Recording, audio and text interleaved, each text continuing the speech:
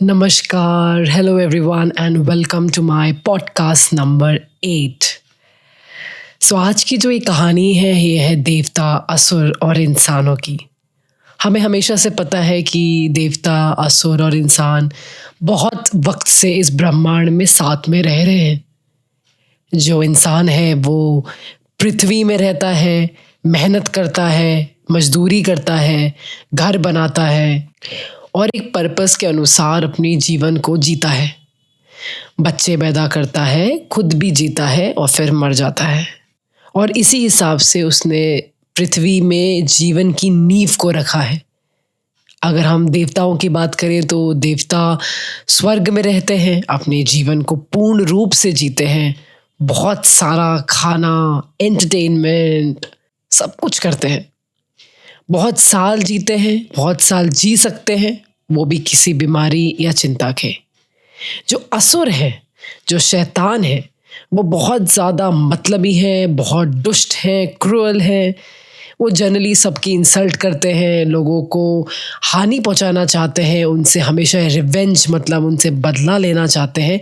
और जनरली इंसान हो या देवता हो, उनको बहुत ज़्यादा नुकसान पहुंचाने का सोचते रहते हैं।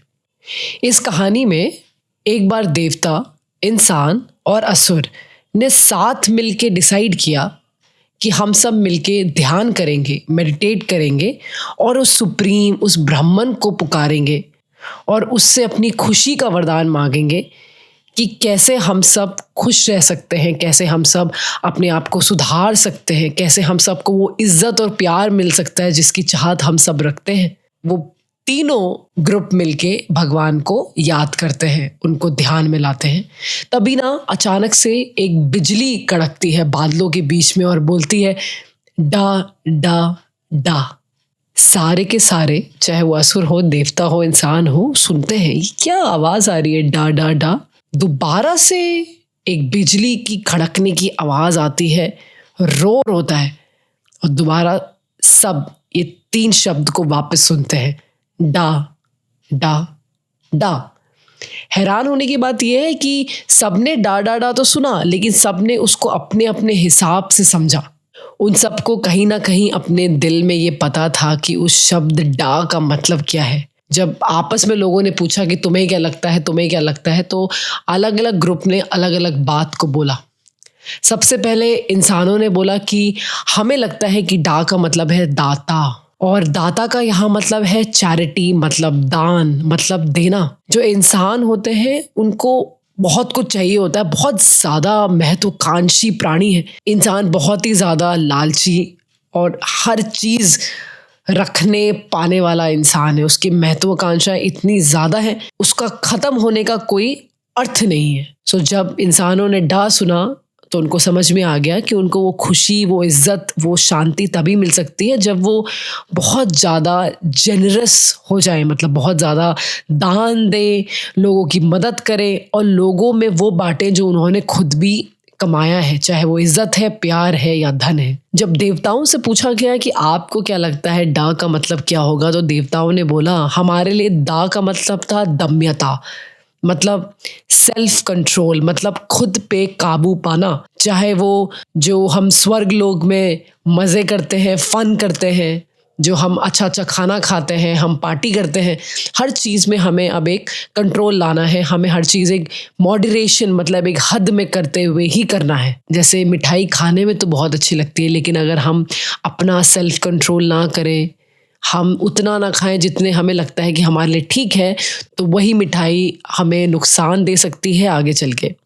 ऐसे ही हमें ये समझना है कि हम देवताओं की भी अपनी एक जिम्मेदारी है, इसलिए हम सभी देवताओं को अपनी जिम्मेदारियों को याद रखते हुए अपने अंदर एक सेल्फ कंट्रोल लेके आना है और हर एक चीज़ मॉडरेशन में ही करनी है। तीसरा जो ग्रुप था, जो कि काफ़ी दुष्ट और क्रूल ग्रुप था असुरों का, उनके लिए डा का मतलब था दयावान, मतलब जो एक ऐसा इंसान जो लोगों को दया भावना से देख सके, करुणा लेके आए, उनके लिए सद्भावना लेके आए, उनके प्रति एम्पैथी की भावना को दर्शाए, क्योंकि वो उनका नेचर है कि वो लोगों को जनरली हर्ट करते ही करते हैं।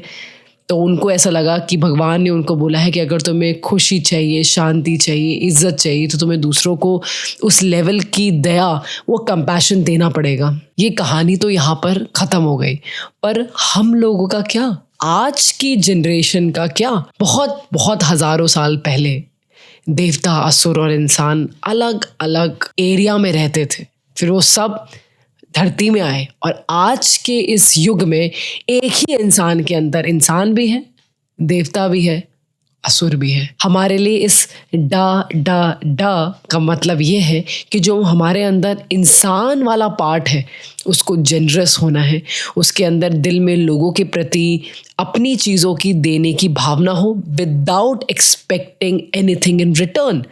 उनसे कुछ मांग के दान ना दे, उनसे कुछ चाहत के लिए दान ना दे, लेकिन अगर आपने कुछ जीवन में कुछ कमाया है तो उसका कुछ प्रतिशत लोगों के लिए जाए।